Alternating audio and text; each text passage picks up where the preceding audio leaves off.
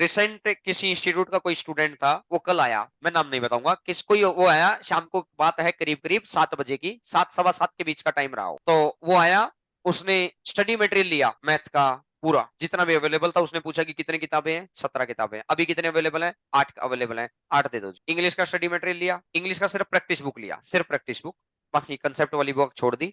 सिर्फ practice book लिया, एक जो आपको प्रैक्टिस बुक मिली होगी। और रीजनिंग का भी प्रैक्टिस बुक लिया, क्लास नोट्स उसने छोड़ दिए रीजनिंग के भी। मैथ के क्लास नोट्स और प्रैक्टिस बुक दोनों लेकर गया वो। और जीएस का जो था वो तो प्रैक्टिस बुक ही है जीएस की, तो जीएस की प्रैक्टिस बुक ली उस, तो उसका सिलेक्शन अभी डिविजनल अकाउंटेंट में हो रखा है। 2800 पे ग्रेड वाले डिविजनल अकाउंटेंट के अंदर दो तरह के अकाउंटेंटों के, पहले 4200 ही होता था, लेकिन अब 2 पार्टों में हो गया ये। इस पिछले सीजीएल के अंदर था 2 पार्ट, तो उसका 2800 या 2400 पे ग्रेड के अंदर हो रखा है। तो ऐसे ही रेंडमली मैं अंदर कैबिन में बैठा था, मैं क्लास छोड़ के गया था यहाँ से, तो 5 7 10 मिनट बैठ जाते हैं, थक गए। फिर उसके बाद मैंने पूछा कि भाई ये तो लड़का, क्योंकि उसके पास बैग वैग दूसरी कोचिंग का था, तो ये दूसरी कोचिंग का था, बोला कि ये आया। तो फिर भीम सर ने बताया कि ये इसी ने बताया कि मेरे को जो वहां से मिलना था मिल लिया। मेरे साथ के 5 थे, हम 5 गांव से आए थे आज के 2 साल पहले। 5 में से पांचों के पांचों को जॉब मिल गई, बहुत बढ़िया बात है। 5 में से 4 यहाँ थे, एक कहीं और था। चारों के चारों इंस्पेक्टर बन गए, चारों के चारों। मैं शॉक्ड हो गया, मैंने बोला कि ये बच्चा ही बता के गया, उनके नाम और फोन नंबर भी लिखवा के गया।